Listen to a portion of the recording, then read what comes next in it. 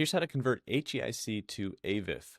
So if you're looking for that AVIF image format, I use an app called ConvertSave that I created with my brother, who's a software developer, and we've released it now. So you can go to convertsave.com, or you can click the link in the description or top comment, and it's an image, video, and audio file converter that works offline for Windows and Mac. So if we got these HEIC photos, I can literally just drag them and drop them into ConvertSave, select the output. In this case, we're going to go to, what did we say this one's about? We're going to go to AVIF. So we're going to scroll down a little bit, AVIF.